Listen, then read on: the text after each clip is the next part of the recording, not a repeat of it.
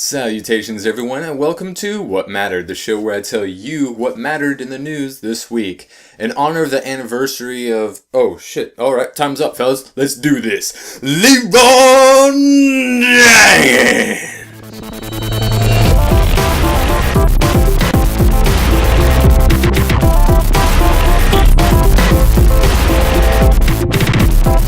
So we got quite a bit of Ubisoft news this week, none bigger than the official reveal of the new Assassin's Creed game, Assassin's Creed Syndicate, which will be taking place as good old jolly old London. And we have a new assassin, two new assassins actually, they're twins, a guy and a girl, no doubtedly in response to the fact that you couldn't play as a girl in Unity, which a lot of people didn't like, and I myself haven't played yet. As many of you know, I just started my Black Flag run, so a lot of people skipped Unity and they didn't like Unity so much that they're just not even going to give Syndicate a shot. A lot of people said that Rogue was really good, which was the one that old gen got, but Ubisoft announced that they aren't going to be making their main titles for the old generation anymore. Assassin's Creed, Watch Dogs, Tom Clancy games, Rainbow Six Siege are only going to be coming out on current generation consoles. The only game that they specified that they will still be producing for old gen would be the Just Dance game coming out. I don't know what, I don't pay attention to dancing games, but that is the one that they said that will still be coming out on 360 and PlayStation 3. Other than that, it's good old PlayStation 4 and Xbox One, which, as you guys know, I like because they aren't being buggered down by having to have a game that works on both platforms, even though technically, you know, the current gen is far superior to what the old gen can do, so you can't live up to the potential of what the 1 and the 4 can do while you're still trying to have the same game work on the old generation of the consoles. Now, I always get criticized for saying this because someone says, oh, I can't pull $400 out of my ass. It's like, these consoles have been out for over a year and a half, and you have plenty of time from then till when these games come out, when they won't have an old gen iteration, to get that bundled together. You can't have games coming out on the 360 and the PlayStation 3 forever. Just because you really loved your old pair of shoes doesn't mean you can't be wearing them ad infinitum. They wear out and you need to move on. You've had some time and you still have some more time to go to get the next generation of consoles, or if you're on PC, you know, I guess that really doesn't matter to you. But for some reason, I always get flack for liking that current generation consoles are getting the games and not the old gen. It's weird. Do you still wish that games came out on your PS2 or your Neo Geo or your TurboGrafx or your N64? No, I didn't think so. You got over that. You'll get over this. And speaking of the Syndicate trailer, it showed us a lot and has a lot of people excited, even those that were disappointed by Unity. And I myself am pretty interested. It's a different setting than we've seen in other Assassin's Creed titles. Even more so, this is way more modern than any other Assassin's Creed has gone. It's a lot closer to the present by quite a while than any of the previous titles had been. And I'm actually definitely looking forward to it. I like the setting. It's a little bit different, a little bit more modern, and it has a lot of tools available to it, as well as the fact that it's only on current generation consoles mean we're gonna get more improvements and more better stuff to look forward to in this year's Assassin's Creed. And what did I say 2 weeks ago of the ukulele Kickstarter, that spiritual successors are going to be the new thing with Mighty Number 9 and ukulele? Well, now we have Bloodstained, the spiritual successor to the Castlevania series, headed by the creator of such games.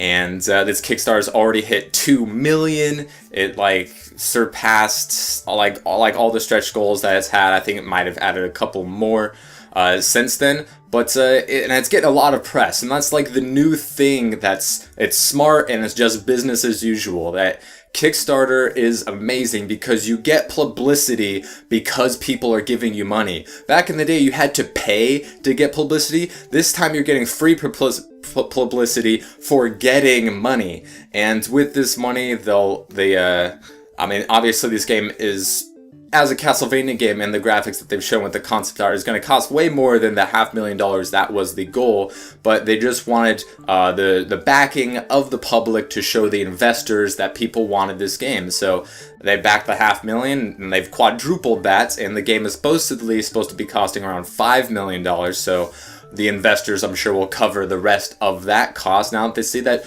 people really want a spiritual successor to Castlevania. And as a guy who hasn't played a lot of Castlevania in my time, finds this game actually really interesting. There's a lot of awesome backer options of stuff that you can get. Physical copy, which will be the first time ever that a Kickstarter will back the production of a physical copy for a PlayStation 4, Xbox One, or PC. Linux Max I know is on digital, but I don't know if there's a physical. I don't think so, at least not yet. But that's really cool, like art book stuff, in-game stuff that you can, your face can appear, or your pet can appear as an enemy. You can help design weapons or enemies, and it's really cool. So all in all, it's like a win-win-win. The creator gets to create the game that he wants. The players get to play the games that they want. The games get backs, they get funded, they get to be made, and that's everyone benefits from it, except for maybe like the big corporations who didn't get to make this game and get the distribution rights to all the brick and mortar stores. But it's creators and the gamers that matter the most, and they're the ones that benefit from this, and I think that's pretty damn awesome. And in YouTube news, truTV gave the green light for 2 shows that used to be on YouTube will now be making their appearance to television, at least one of them, in College Humor's Adam Ruins Everything, which is going to be a half-hour long show where he takes social norms and kind of points out why it's bullshit and is crap and needs to be changed, and why it isn't what way that you think it is. Pretty good series.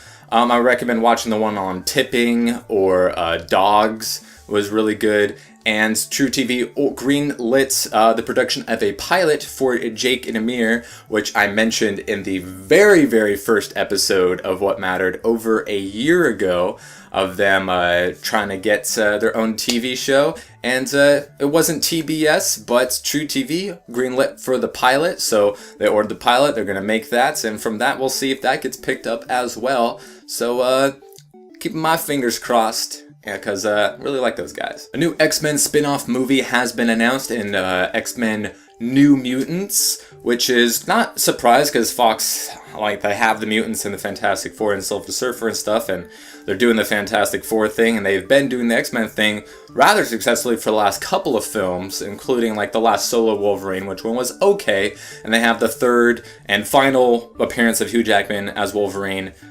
shooting in production right now. And the new X-Men Apocalypse is going to be start ramping up soon, but we have New Mutants, which is going to be interesting to see if they tie it into the First Class Days of Futures Past cast at all, or Deadpool being integrated because he is a New Mutant after all. And then there's the question of Cable, and I mean, we haven't been really let down recently with the last 2 X-Men movies, and this Deadpool movie looks like it can be really good. I'm holding off any judgment until we see something solid, but everything that we have seen so far is rather promising, and I'm very excited for X-Men Apocalypse. So if they can, hit it out of the park with New Mutants, then maybe they don't need to be acquired by Marvel to be good. I would rather if they were, but they've shown success so far, and if they can keep it with New Mutants, that'd be okay by me. Anywho, and Blowfish, that is what mattered this week. If you like to know what matters in the future, you can hit the subscribe button, and let me know what you guys thought about any of the topics that I brought up this week, and I will see you guys next time.